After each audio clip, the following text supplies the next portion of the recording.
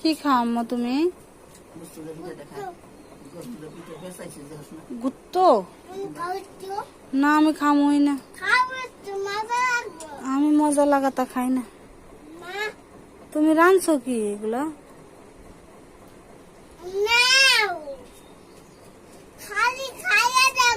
কত করে তো বিপদ বানাইলাম। আমি মানুষের তা খাই না, আপনি খান না। ওটা তাই তো এখন তোর ওরে দিছে এখন ওর